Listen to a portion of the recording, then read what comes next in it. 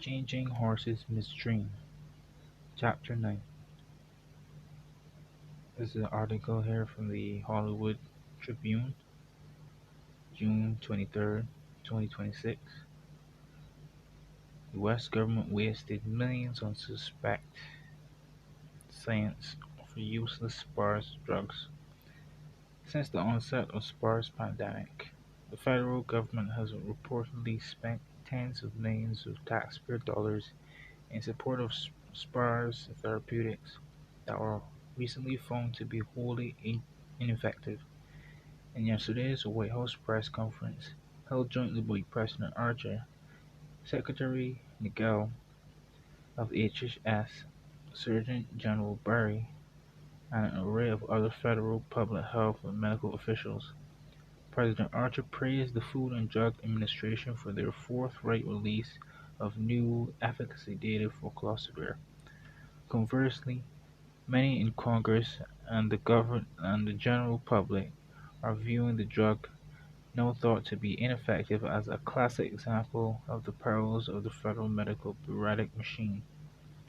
The federal government is known to have funneled funding for the development of clozapine through the National Institutes of Health and the Biomedical Advanced Research and Development Authority, and the FDA is alleged to have supported and approved clozapine in clinical trials due to the considerable federal investment rather than the merits of the product. The corruption through evident through this is gross misappropriation of funding and other resources and indicative of the leadership and overreach that we have come to expect from the Archer administration. If the flagrant misrepresentation of Glossopher's effects is any indication of the current standards as the FDA, the confidence sh- what confidence should we have in other recent approvals, particularly the higher anticipated SPARS vaccine Coravax? In mid-June 2026, Lasso Therapeutics, the sponsor for Clostridial's clinical trials, released data from a large randomized controlled trial (RCT). The new data suggested that clostridil was less effective at treating spires than initially thought and was, in fact, on par with ribavirin and Vmax, both which showed low efficacy as spires treatments. These results led the FDA to conclude that all currently available drugs were only minimally effective at treating spires. That's the same thing they did with the HCQ, the ivermectin, zinc, and others, just so they could push through their emergency authorized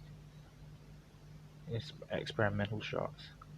In response, the CDC suggested that healthcare providers continue to provide palliative care to sparse patients, and that if necessary, patients with more mild cases could use over-the-counter medication to alleviate these symptoms. And what we're seeing now is that they're not the patients are not allowed to get over-the-counter medication. They actually burn the drugs, medicines they can get over-the-counter, and just doing the same thing over and over and over, which is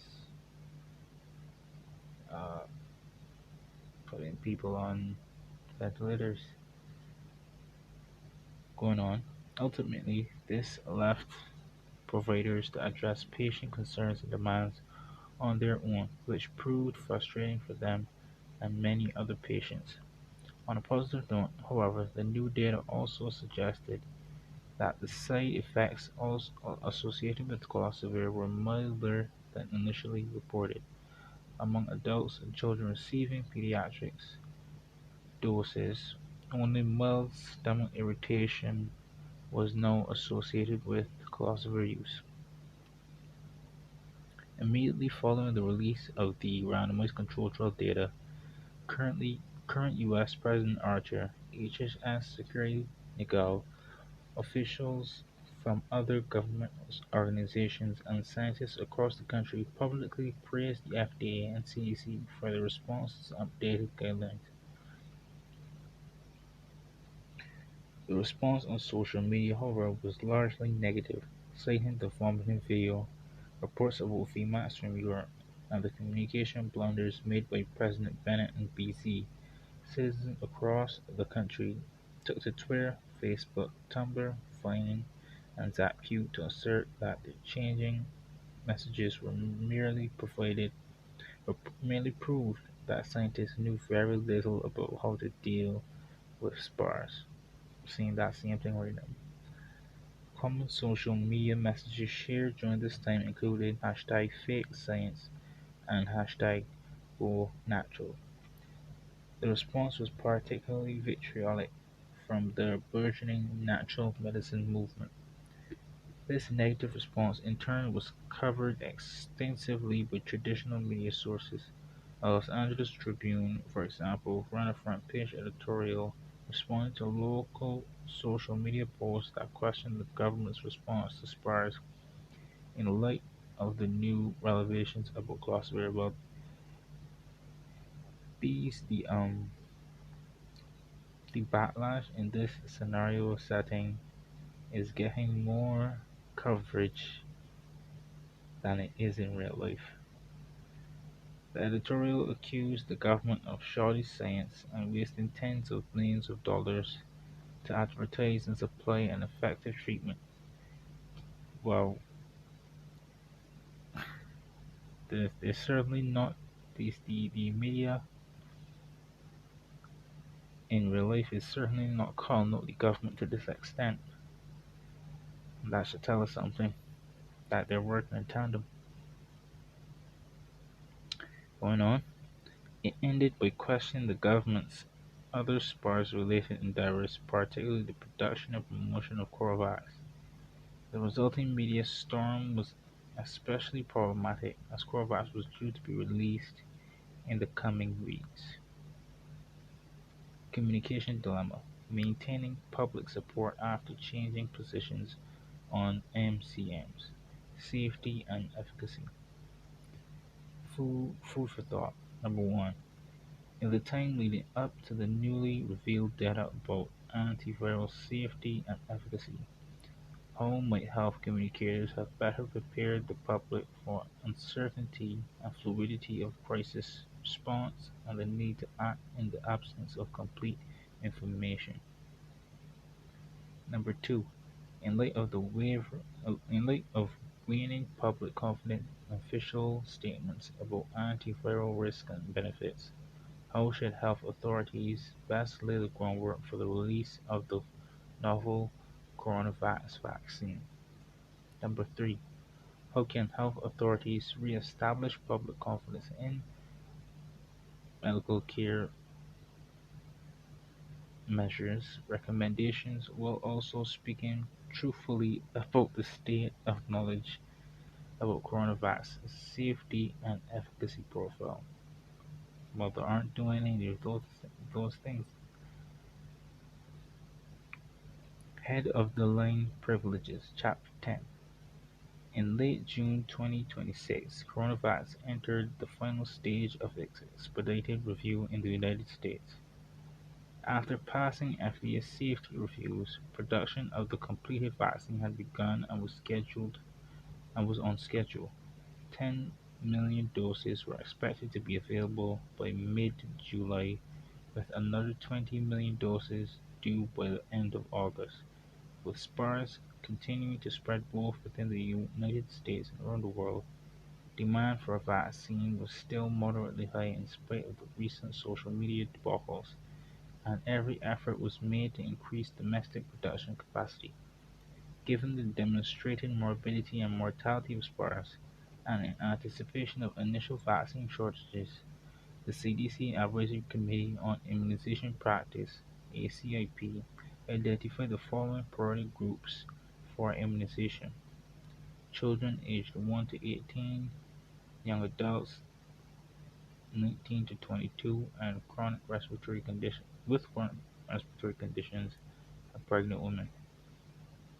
I know they're doing everything in reverse in actuality, which is the priority groups are the elderly, and then they're coming down the line. But as we see in recent weeks, they've began testing on pregnant women, um, and on children ages 6 months and up. A couple tweets here. So doctors and nurses don't matter? Unbelievable. Good luck with dealing with SPARS without us. Hashtag coronavirus for all. Another tweet at MN Health. Sad that we can't trust our government to do what's right. Hashtag unfollow. So I guess these people are upset that they're not that the healthcare workers are not getting the vaccine first.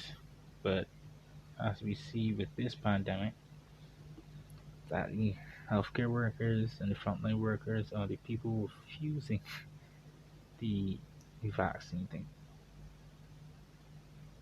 70% of the healthcare workers said that they aren't going to take it.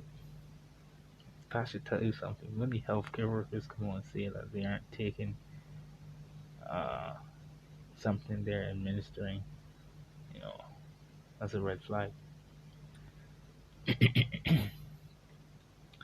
This plan was met with skepticism among certain groups.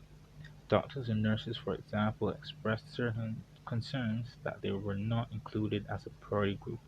In Milwaukee, healthcare providers even protested their lack of inclusion by refusing to report for work, which in turn prompted the Wisconsin Department of Health Services to promise the healthcare providers would be vaccinated as soon as more vaccines became available. In Republican Zapu groups across the rest of the state, however, these protests and particularly the response from the Wisconsin Department of Health were widely reported across social media platforms as yet another example of liberal politics at work.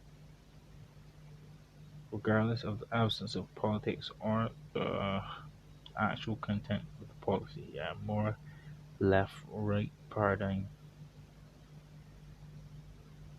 Many Wisconsin Republicans subsequently stopped following the news feeds and Twitter accounts of their state and local public health departments.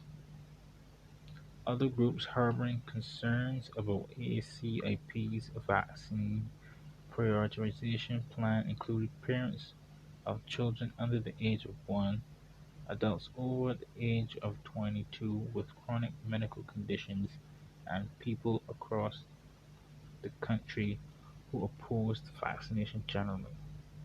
So the it's a kind of psychological manipulation. Like the way to get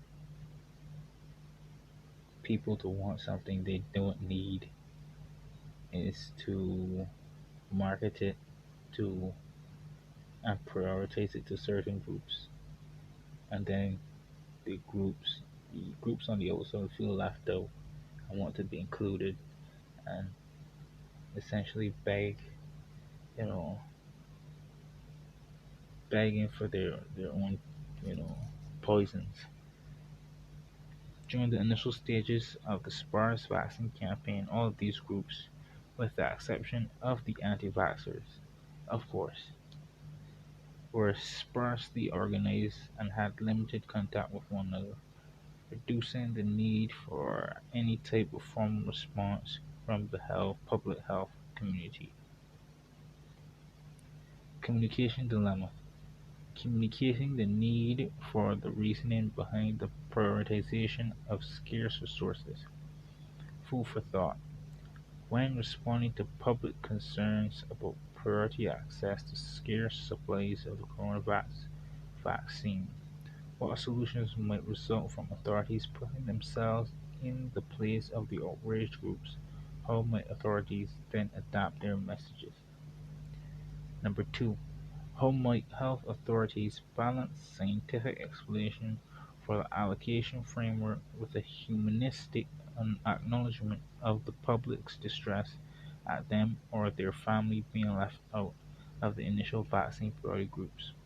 Number three, how can health authorities best set public expectations about the fluidity of priority groups as determined by the nature of the outbreak, the vaccine supply, and the emergence of new knowledge about risks and benefits? Number four, how might timely outreach to and potential partnerships with the intermediary um, organizations such as healthcare professionals, societies figures into strategies to address the outrage of lower priority vaccination groups? Yeah, prioritize the vaccines and then let the woke mob and woke society call for equity vaccines. That's essentially what's happening. All the rich countries were buying them up, and then the woke people came in and said, "No, hold on, we got to spread this vaccine. We got to spread these experimental shots to the low-income minorities and developing nations. Yeah, let's spread the poison equally around the world, not just centralize it to the rich countries. Yeah, let's do that."